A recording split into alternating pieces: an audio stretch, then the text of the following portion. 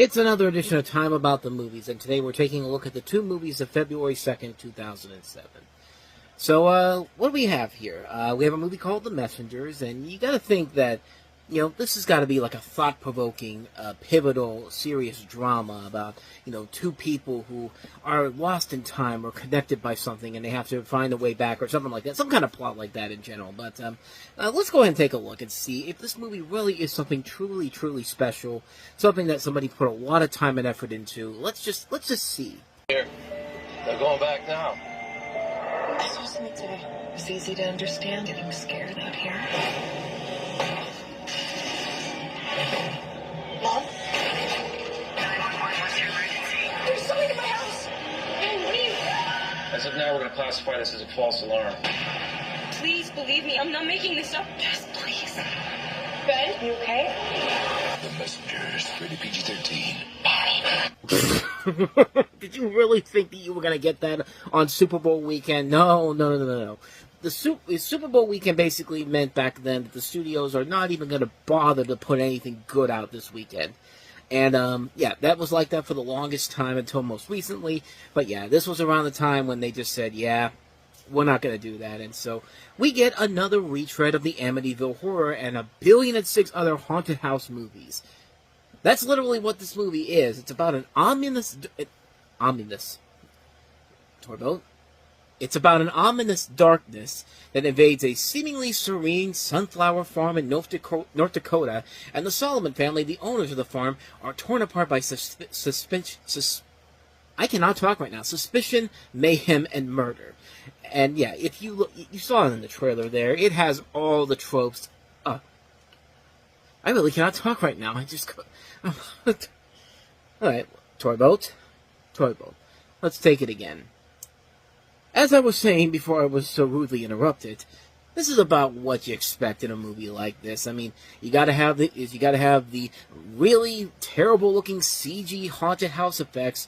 You gotta have the only person in the house who sees everything, and yet everybody else thinks that she's the crazy one. And it's just like, no, like, just know to everything about this movie. This is a horrible movie, and you wouldn't expect anything less from the same guys that brought us Nicolas Cage's worst movie, Bangkok Dangerous, the next year. These are the same directors that did that movie as well. But as you can see, I cannot talk right now. But I mean, really, there's not much more to say about this movie that hasn't already been said. This is a terrible movie. This is a film that is literally made to be dumped down on some specific weekend, but Sony Pictures realizes that, hey, Super Bowl weekend, nobody's going to be going to the movie theaters on Super Bowl Sunday, so let's put this out there. It'll be the #1 movie, and nobody else is going to be stupid enough to put another bigger movie out there. So let's just go ahead and put this out there. We'll make a quick buck. We'll get the hell on out of here. And that's exactly what this was. People were stupid enough to go see this movie. It was the #1 movie that came out that weekend, and as soon as they got the money and run, nobody remembered this movie ever again. Yeah, quite literally, no one remembers this movie at this point. I mean, this is a film that is so creatively bankrupt on so many levels. It's a waste of talented actors all across the board.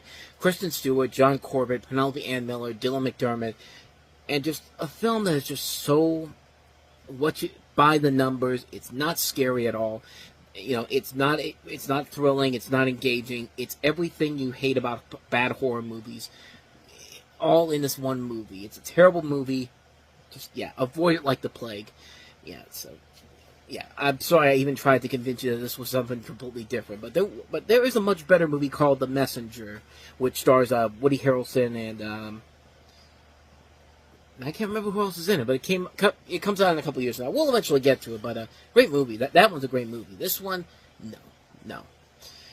With that said, though, let's go ahead and move on to the last film we have here, and that is Mandy Moore, Diane Keaton, Piper Perabo, and Lauren Graham in the romantic comedy Because I Said So. There are many reasons to love someone. Hi, honey. Because she's your mother. Stop being a helicopter, Mom. You're hovering. Because they're your sisters. We're gonna rock, paper, scissors to see whose house Mom's gonna stay at.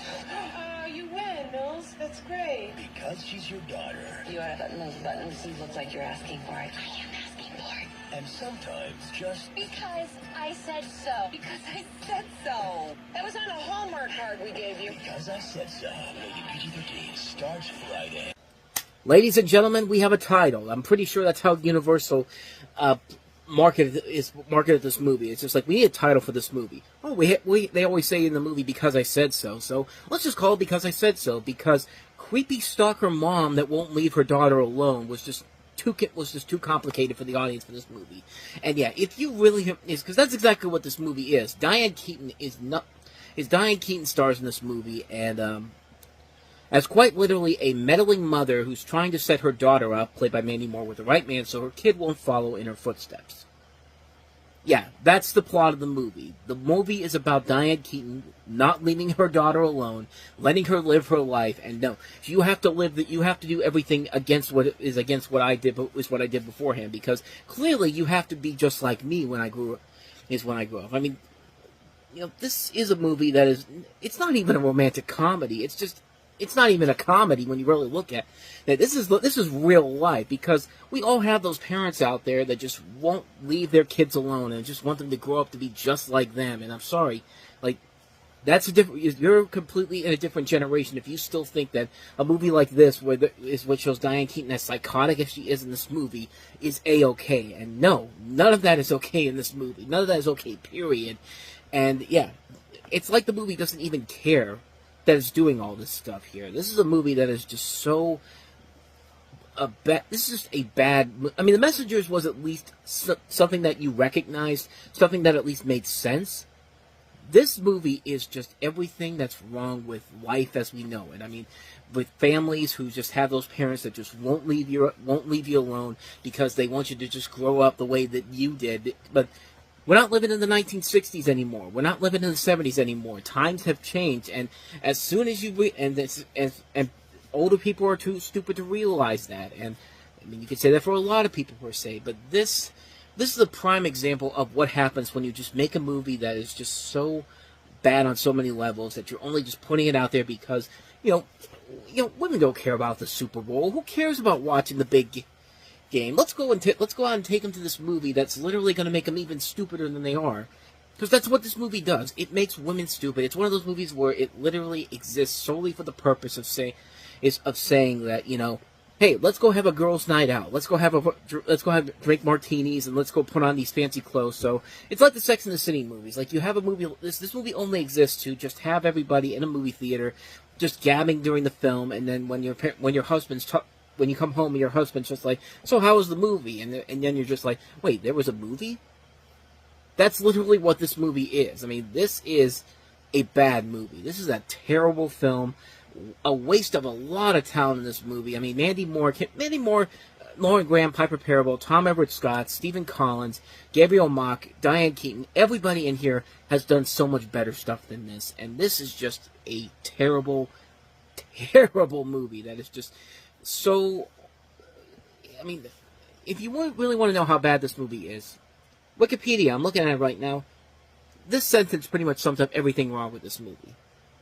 The film had a marketing tie-in allowing customers to buy panties with different sayings from the movie.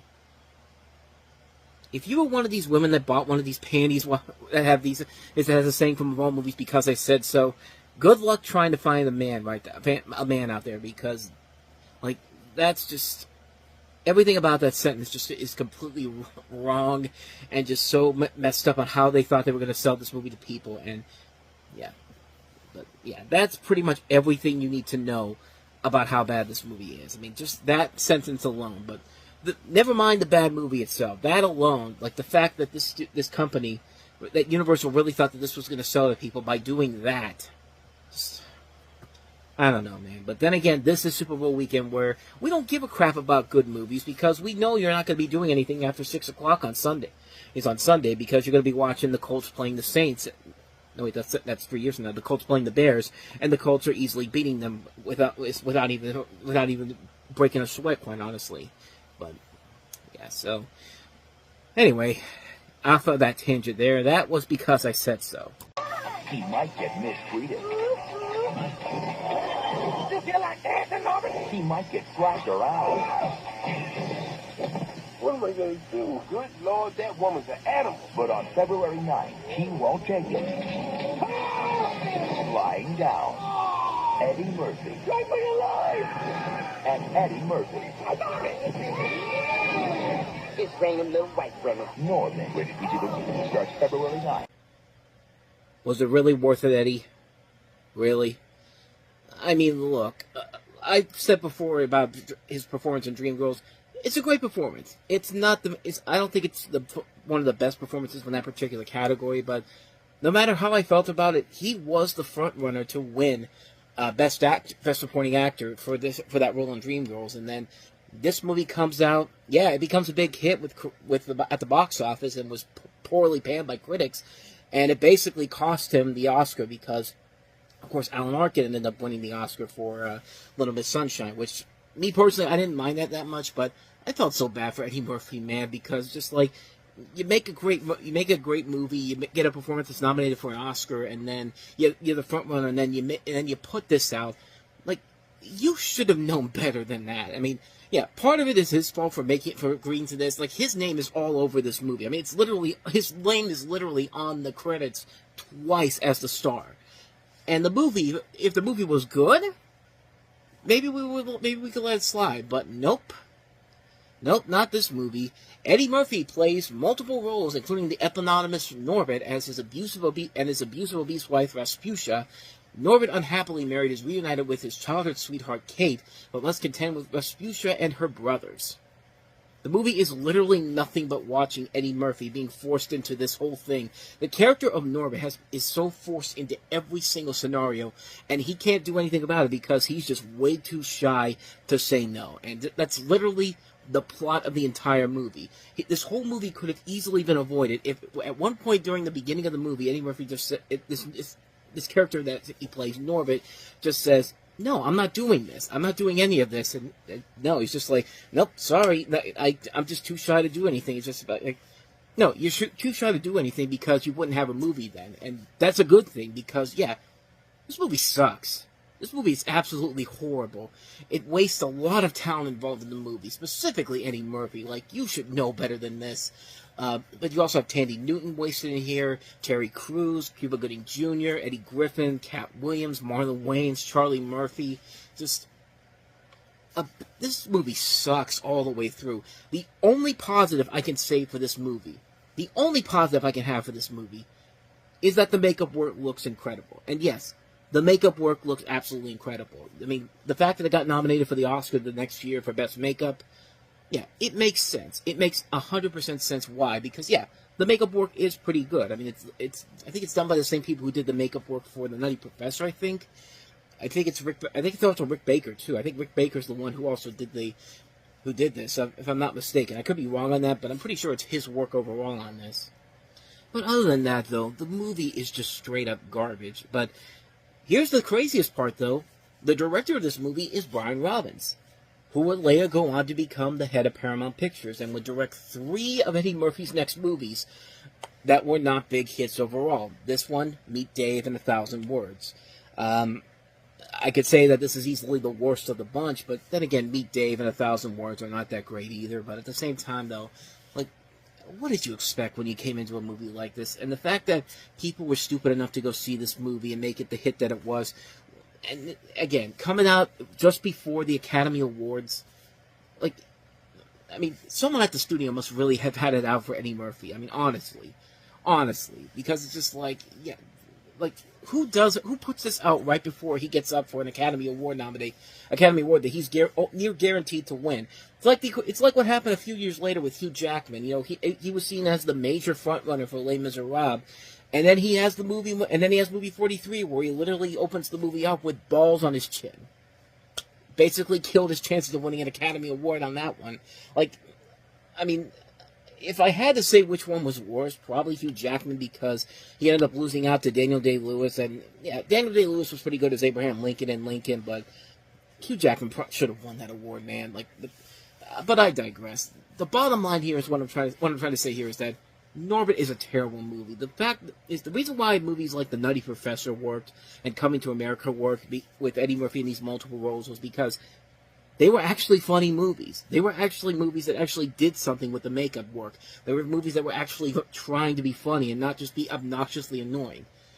This is a movie that is obnoxiously annoying because the main character just can't say the word no until the end of the movie, because if he did, the movie would be about 2 minutes long. But no, we gotta stretch the shit out, and what we have here is a film that is not funny, not clever by any means necessary. It's a waste of talent. It's a waste of time. I mean, it's amazing that this isn't one of my worst movies that I ever seen. I mean, it's one of the worst comedies I've ever seen, but it certainly is not one of the worst movies I've ever seen. I've seen much, much worse, but for Eddie Murphy, this is right up there at the bottom of the barrel with Pluto Nash just underneath it as the worst Eddie Murphy film of all time. If Pluto Nash didn't exist, this would be at the top of the list here, and that's saying a lot considering what Eddie Murphy has done in these 20 years since this movie came out. But yeah, screw this movie, screw Norbits. Can we turn the tide with the last one we have here, Hannibal Rising? Well, sort of. I found them. The men who killed my family.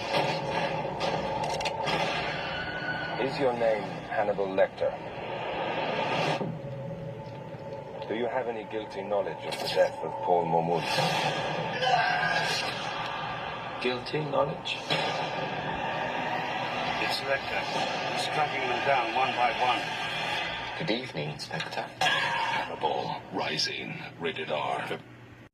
Seems very fitting to not only use the same marketing campaign you used for Hannibal, but put it out on the same weekend 6 years after the original Hannibal came out.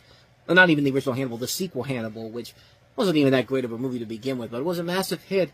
This one, not so much, but it's not bad. I mean, this is basically an adaptation of the latest Hannibal Lecter story from the book by Thomas Harris, who created the original series of books, and tells the story of Hannibal Lecter's evolution from a vengeful Nazi hunter into a cannibalistic serial killer, with Gaspar Ulliel playing Hannibal Lecter. You also have Gong Li, Rhys Ifans, and Dominic West among the cast in here.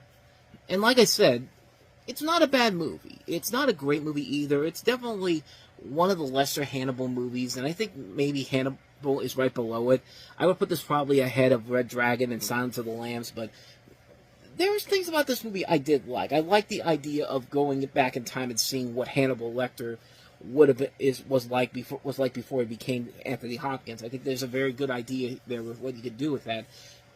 And the movie does a very interesting job of handling that storyline in general. I don't think it does it very well, but it doesn't. I mean, I'm saying I don't think it's done great, but it's done well enough where you get a sense of why Hannibal Lecter became the person that we came to know him for.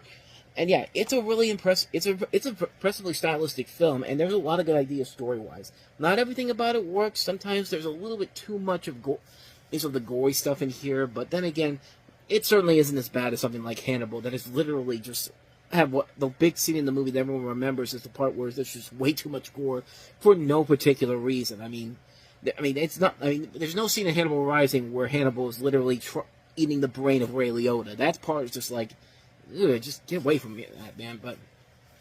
But I mean, yeah, not much more to really say about this one per se, but I did like it. I didn't think it was great overall, but it certainly beat the crap out of Ridley Scott's Hannibal that came out in 2001. Like I said, it's right above the Silence. It's just a little bit below Silence of the Lambs and Red Dragon. I guess maybe Manhunter too, if you want to include that, since it came out in the 80s. But yeah, it's not a bad movie overall. But if you want to see a better version of the best version of Hannibal since the Silence of the Lambs, watch the Hannibal TV series that had Mads Mikkelsen in it. That was really good. By Brian Fuller, and I definitely recommend checking that out. This one's not bad checking out either. It's definitely worth it. I mean, if you want to see a decent Hannibal Lecter film, this is good enough. Not a classic by any means necessary, but I liked it. Cool. Whenever I'm around evil, I change into Ghost Rider. So tonight you'll... I believe so. On February 16th. You're freaking me out. The adventure begins. That's right. Ghost Rider. You alright? Yeah, I'm good. I feel like my skull's on fire, but I'm good. Rated PG-13.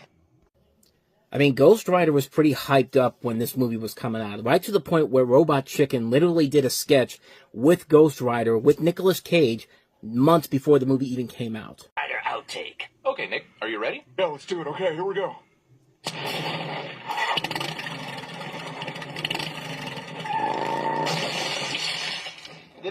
teach him to ride a motorcycle? Anyone? I mean, they were expecting this to be a massive, massive hit, and it was a hit. It made money. It did more than Daredevil, but then again, Daredevil didn't really make a ton of money overall, like compared to other superhero blockbuster movies. I mean, around this time, yeah, it was fine for what it was, but let's delve into this. When the motorcyclist Johnny Blaze, played by Nicolas Cage, finds out that his father, Barton Blaze, has a terminal cancer, he accepts a plea with Mephistopheles, played by Peter Fonda, giving his soul for the health of his beloved father. But the devil deceives him, and Barton dies in a motorcycle accident during an exhibition. Johnny leaves the carnival, his town and his friends, and his girlfriend, played by Eva Mendes. Years later, Johnny Blaze becomes a famous motorcyclist who risks his life in the shows, and he meets Roxanne again, now a TV reporter. However, Mephistopheles proposes Johnny release his contract if he becomes the Ghost Rider, and defeat his evil son Blackheart, who wants to possess 1,000 evil souls and transform hell on Earth. And there is a potential for a good Ghost Rider movie. If you got somebody on the level of somebody like Guillermo del Toro, J.J. Abrams, who could have captured the visual style of the comic books really well. Not this movie. They got the hack director Mark Steven Johnson, who previously sleptwalked his way through Daredevil and made one of the worst romantic comedies ever made with When in Rome just a couple years later. And what a shocker! He slept his way through Ghost Rider yet again and didn't even try to make a good movie, because this is right up there with Elektra and Hulk and Howard the Duck as Marvel's worst movies ever made. And that is saying a lot. The characters are so bland, they have no personality to them at all, they're just generic characters in a superhero movie. Nicolas Cage gives nothing to the role of Ghost Rider. Eva Mendes is so boring as Roxanne. I don't care if she's hot. That doesn't make you a good damsel in distress. You gotta have something there besides just being the hot woman with the big boobs. I mean, that's literally what she is in this movie. Peter Fonda looks like he doesn't want to be there. Wes Bentley plays one of the pussiest villains in superhero movie history. If Sam Elliott can't even save your movie from this being as bad as it is, Sam friggin' Elliott can't save this movie. Think about that. The action sequences are so badly done, the CG is so terrible. Ghost Rider himself is one of the most laughingly bad CG effects in the movie, and his transformation scene as Ghost Rider is up there with the "No, not the Beast" scene from The Wicker Man, and that says a lot in terms of Cage overacting his ass off and making me laugh my ass off instead of giving a shit about him. It's like, oh, is he injured? No, I'm laughing my ass off at how stupid this is. The dialogue feels like it was literally stolen from other movies. There are so many lines in this movie that feel like they've been taken from other movies. They just replace the names of other characters to put the name of the characters in the movie in their place. And the original dialogue that is there is so terrible and so bland, it makes me want to tear my goddamn hair out at how bad it is. I mean, this was clearly made by somebody who had no interest in creating a good movie about this character whatsoever, had no interest in the character whatsoever, and just decided to make a bland superhero origin story with cheesy action, terrible bad action scenes, shitty dialogue. It feels like watching the Roger Corman Fantastic Four all over again. It's that bad of a movie. Mark Steven Johnson should never ever direct another superhero movie, and he should just never direct another movie again, because most of his other movies are downright terrible. He does not care. He's one of those hack directors out there who just does whatever the studio wants him to do, and instead of finding a bad movie, he just does whatever the studio wants and just doesn't give a fuck. To hell with this guy. I really don't care. I mean, there's a chance that somebody could revitalize this character. I mean, he was going to be in Deadpool and Wolverine. I remember reading about when they were getting all the cameos for that movie. I think they had Nicolas Cage optioning in to do Ghost Rider, and then they just couldn't, and then they decided not to do it. But somewhere down the road, somebody's got to take this character and give him new life, honestly. I mean, it's not impossible to do, and hopefully somebody will. Hopefully not a hack director like Mark Steven Johnson. So yeah, this movie sucks. This movie really, really sucks. So yeah, avoid this one like the plague. So with that said, let's go ahead and move on to our next movie, which is Bridge to Terabithia. Walt Disney Pictures and Walden Media. Two friends are about to find another world. You're not gonna believe this. No one has ever seen. Wow. They will meet amazing creatures. It's ticklish. Discover incredible powers. And only they can solve the mystery that will reveal their destiny. That's impossible. Bridge to Terabithia. Rated PG. Starts February 16th.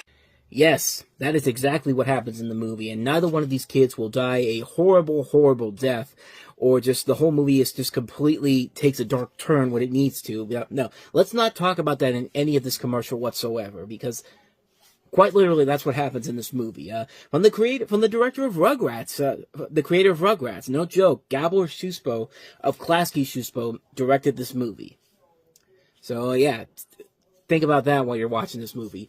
In the film, you have adolescent children played by Josh Hutcherson and Anna Sophia Robb creating this world called Terabithia, which they use to cope with their troubled reality and spend their free time together.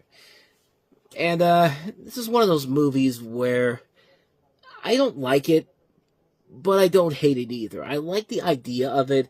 I never read the book this is based off of, so I'm just going straight off the movie. But there's just way too many times in this movie where it's too whimsical, too magical, or and like I said before, when it gets really, really dark. When it is, I mean, there's no real balance between the positive stuff and the negative stuff that happens in this movie. Plus, there are characters that are just kind of wasted in here. Like Zooey Deschanel is in this movie just to be sort of kind of a love interest for Josh Hutcherson, like the, teacher-student type of thing. Robert Patrick is in here, and I guess he's fine as the dad of Josh Hutcherson's character, if I'm not mistaken. But I guess to the movie's credit, it's passable. It does the job that it does. And like I said, I haven't read the book, so I'm just going off of the movie. I just didn't think it was that great overall. I don't think it was bad. I just thought it was just okay. Nothing too great, nothing too spectacular. So with that said, let's go ahead and move on to our next movie, which is Hugh Grant and Drew Barrymore in the romantic comedy, Music and Lyrics. From that Dan used to like, Alex Fletcher from Pop. Get out! He's been off the charts for decades. They're hot for you. They're also hot because so many of them are going through menopause. But if he wants to make a comeback, he can't do it solo. What do you think of this? Can't believe you're the waterbed. Hugh Grant, Drew Barrymore. I've been living with a shadow. Just a little bit louder because this song is intended for humans. Music and Lyrics, rated PG-13, starts Valentine's Day. So the concept overall is actually pretty good. It focuses on the relationship that evolves between a former pop music idol played by Hugh Grant and an aspiring writer played by Drew Barrymore as they struggle to compose a song for a reigning pop diva. And the movie, in this case, Hugh Grant is basically just playing the other guy from Wham. I mean, they literally make it clear that, this whole thing, his whole character is supposed to be Andrew Ridgeley? Andrew Ridgeley or Andrew McCarthy? It wasn't Andrew McCarthy, was it? Yeah, I was right, Andrew Ridgeley. Of course, George Michael is the one who went on to have the bigger success, and that's a funny concept right from the get-go. And the movie itself is good. It's nothing too spectacular, nothing too amazing, but it's a good movie, directed by the same guy who gave us Miss Congeniality, who wrote the script for the first one. It's a fun concept overall. Hugh Grant and Drew Barrymore have some nice chemistry. The songs overall are very catchy, and you got a really good cast that includes Brad Garrett, Kristen Johnson from Third Rock from the Sun, and Campbell Scott. Overall, it's a really good movie. There's nothing really much more I can say about it because it is very much a light, breezy romantic comedy that works because of how good the leads are, and their chemistry really good, is very strong. The music is really good. The comedy can be very funny at times. Not much more to say about that one. A really good movie. Highly recommend checking it out. It's a good, fun film. So let's go ahead and move on to the next film we have here, which is Tyler Perry's Daddy's Little Girls. Love, Jim McGraw, is in the hair. Looks like a weave to me. Tyler Perry's Daddy's Little Girls. I'm Julia. I got a white girl name. Rated PG-13, February 14th. When Tyler Perry tried to tell everybody, hey, I'm not just the guy who plays Medea, and yet this movie did not do so well, and everyone was just like, no, we want more Medea. And just like, okay, fuck it, I'll just go back to doing Medea movies for the rest of my life, pretty much. I mean, this is really that movie in general. It has the story of a lawyer who helps a mechanic in a custody battle against his mean-spirited ex-wife, or who give custody of their daughters, the father being played by Idris Elba, and Gabrielle Union playing the lawyer in this. And, I like Gabrielle Union. Every time I see her in a movie, I'm always there. I always think she's really good in those movies. And how can you go wrong with Idris Elba? As far as this movie goes, it's actually probably one of Tyler Perry's better movies in general, in terms of, showing that the range that he has outside of his normal stick in general. He's not involved in this in terms of acting. You don't see Medea in here. There's actually one of his few movies where he doesn't get involved in the terms of the starring roles in here, and just lets the stars themselves take over the film. And it's a decent film. It's nothing too extravagant, nothing too amazing, but it definitely shows you what Tyler Perry can do, when he's not just playing the Medea character. And just kind of like everything else with other filmmakers, like when Michael Bay tried to do a decent movie that didn't involve explosions a lot with The Island, nobody went to go see that movie, and I mean, that's probably one of his better movies, and yet nobody went to go see it. Same thing with Pain and Gain. So yeah, it's just a tough thing to do in general. Like, you really have to figure out, what's going to appeal to most people overall, and trying to do a smaller movie like this, it's not always going to work all the time. And unfortunately, it didn't really work in terms of the box office, but as far as the film itself goes, it's actually not that bad. It's actually a pretty good movie overall, mostly because the lead stars in here are so good. You also have Louis Gossett Jr., Tracy Ellis Ross, of course, now from Blackish, and before that, Girlfriends. A lot of really good talent involved in here. So the movie itself, overall, it's good. It's nothing too spectacular, nothing too amazing, but a good movie. One that I would say that I'd recommend checking out. If you're looking for one of Tyler Perry's few decent movies as a director, this is definitely one of his best ones, in my opinion. So that's Daddy's Little Girl. So let's go ahead and move on to the last one we have here. Probably the best overall movie of the weekend, which is Breach. Part of our nation's capital, at our government's most powerful agency. This is the biggest case we've ever run. The most dangerous threat. He's one of our own. Inspired by the true story of the greatest security breach in U.S. history. Why don't we just arrest him? The director wants him caught in the act. What if he's smarter than him? He's smarter than all of us. Breach. Rated PG-13. In theaters February 16th. So as the trailer kind of let you in on, this is based on the true story of Robert Hansen, an FBI agent convicted of spying for the Soviet Union and later Russia for more than 2 decades. And it stars Chris Cooper here as Robert Hansen and Ryan Phillippe as Eric O'Neill, the FBI investigator who helped bring about his downfall. This was directed and co-written by Billy Ray, who wrote and directed Shattered Glass, which is a great movie starring Hayden Christensen. And this is a really good movie, too. You got a star-studded cast that includes Chris Cooper, Ryan Phillippe, Laura Linney, Dennis Haysbert. A lot of really good talent in here. A really engaging storyline here about this true story about this guy this FBI agent who basically was spying for the enemy and got away with it for the longest period of time. And here's the way they brought him down. And it's a really good movie. It's a really engaging mystery. It's a really engaging thrill ride overall, figuring out how they're going to get this guy who's supposed to be really smart and able to, sneak around as much as he does doing this. And sure enough, this is the story of how they got him. And it's a really engaging storyline here with a lot of good characters, a lot of good mystery, and a good solid script overall to make you get invested in what's going on here and how they got this guy in the end. And it's a really good film. Not much more to say about this one. Definitely check it out.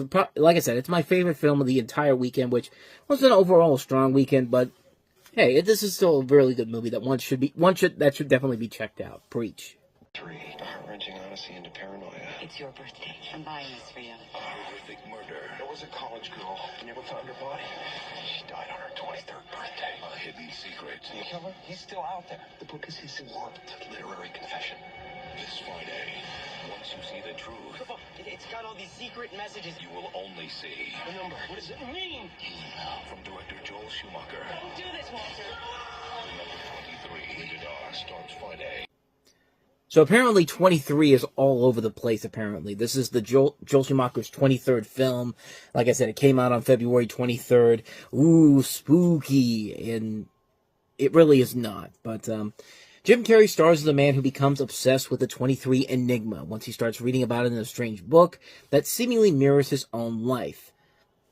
And yeah, the movie really isn't that great overall. I mean, I'll give Jim Carrey his proper dues to go into this type of a movie and do something that's completely outside of his norm. Jim Carrey's the goofy, funny guy, but, when he gets dramatic, he can put some really good dramatic performances in there, but still have a little bit of that same old stick that we like to see from him.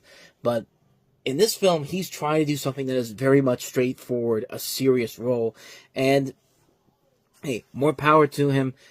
I just wish the movie was a whole lot better. I mean, this is a movie that is literally trying everything in its power to bring this number 23 into play, and they do this all throughout the movie. I mean, this has some of the most ridiculous, conspiracy theory type of things that we haven't seen since End of Days, when they tried to do the same thing with the 666 Mark of the Beast in 1999, and how does the one fit in the situation? It's just like, doesn't matter. It's 1999, 666. Just go with it. Like, that's literally what they're doing here, and yeah, it doesn't work at all. And like I said, I give Jim Carrey a lot of credit for really trying his best here overall. I mean, to do something outside of his norm and do something very completely different. And truth be told, he is the best thing about the movie, but everything else about it is just not good for whatsoever. It's a waste of time. It's not scary by any means necessary. It's not creepy by any means necessary. It wastes a lot of really good talent. Virginia Madsen's also in here. One of two movies she's actually in this weekend. Logan Lerman, who would later become Percy Jackson. Danny Houston. It just doesn't work overall. The story doesn't make any sense. The whole 23 enigma it's forced in here on so many different levels, and it just doesn't work at all. It's a bad movie. Jim Carrey's trying his best, but even he can't save this sucker from bombing big time, and yeah, it didn't work for me, and it didn't work for a lot of people either, so this is one you can easily skip. So let's get to a good movie, probably the best movie overall that came out this weekend that nobody went to go see, unfortunately. Let's talk about Reno 911 Miami.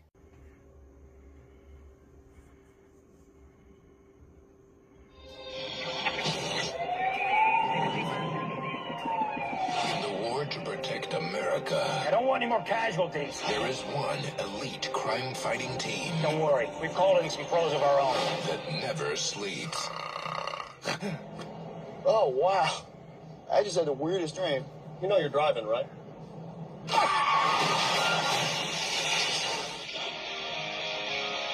Nobody in it. You know, Reno's really a lot like Mayberry on the TV. Right? Except that everybody's on drugs and prostitution's legal. Guess what, guys? We have been invited to the American Police Convention in Miami Beach. Why did they invite us? They invited us because they invited everybody. We're in Miami, people. This city's got hot Latin flavor. Let's go paint this town red. Need some assistance here, man? In a time of crisis, We have an infectious contamination in this building. Well, we got the entire Miami Beach police force in there. America will call Do we have any police officers outside the confines of this building? Reno 911. People, let's roll! This February. Don't hate, lady. Don't hate. Don't hate on me. Don't hate on me. Get ready for action so raw. We have received a noise complaint at the residence of someone named Suge tonight. Are you Suge? Are you Jay-Z? The music goes off right now! I love that. So unpredictable. Oh! Okay, what do we do? We should just go. Rule number one for Gator. You gotta respect it. No! Well, that Gator did. It could only fit on the big screen. We gotta clear this beach. Okay, ready, people? On my count. 1, 2, 3. We got an officer down. Get a win now, people. Reno 911, Miami. You people, you have to start acting like this is a crisis. That was my bad. Also known as the movie that should have made more the money that Epic movie made a month prior, but of course nobody went to go see the movie, unfortunately. But and I do say unfortunately because this is a really damn good movie. It's a really funny movie. It just works on so many levels, but there is one little caveat that does ding the film a little bit. But the story of this movie goes like this. Of course, the cops of the Reno Sheriff's Department are called in to save the day after a terrorist attack disrupts a national police convention in Miami Beach, where the rest of the police that are inside, part of the convention are all stuck inside the convention center, and so they basically have to take over their jobs in Miami, and it's pretty much straightforward, a feature-length version of the television series with more swearing and more nudity because this is an R-rated movie, which... I mean, I'm more than okay with that. I mean, this does exactly what a big screen adaptation of a movie like this should do. Just don't be afraid to go as hard as you need to. Don't play it safe. You've got a movie where you can do whatever you want. It's an R-rated movie, and they take full advantage of it. And it really does work on so many levels. The comedy is top-notch. The jokes are absolutely hilarious. It is ridiculous. It is stupid. It is much funnier than anything you will ever get from a Police Academy movie. There is one notable flaw to the movie, and I think it's pretty obvious if you're not a fan of Reno 911, you really are not going to get the appreciation that you should get from a movie like this. This is a film made exclusively for the people who have seen Reno 911, have seen the comedy of the State, which, of course, these are Robert Ben-Garant and Thomas Lennon are part of the State crew. A lot of the people involved in here are, you got Carlos Alquazi, who, of course, is the voice of Rocco, and many other voices on television. A lot of actors who went on to become stars in their own rights. Wendy McClellan-Covey, of course, went on to star in The Goldbergs. Niecy Nash was on The Rookie and a bunch of other shows. She was just on Grotesquerie. Cedric Yarborough, of course, went on to be on The Boondocks. There's cameos by Paul Rudd, Danny DeVito, Dwayne Johnson. I mean, the film does a very good job of working on all these people in here and making it really, really funny. But like I said, it's a movie made specifically for the people that love Reno 911 and are big fans of Reno 911. If you're not part of that clique, then chances are you're really not going to find the movie all that funny. I mean, you might, but this is a movie that really does need to be appreciated more by the people who love the show, are big fans of the show in general. And if you're a fan of the show, you're going to love the hell out of this movie. But if you're not, yeah, chances are you really are not going to enjoy this movie. But I'm a big fan of Reno 911, so yeah. This movie's my bread and butter. I thought it was great. I thought it was a good time overall. It was great seeing this on the big screen. Being one of the few people that actually got to see it on the big screen and had such a good time with it. It's a great movie, man. I really love it a lot. Really funny stuff. Reno 911 Miami.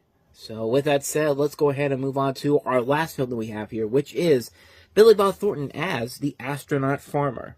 There's a guy in Texas building his own rocket in his backyard.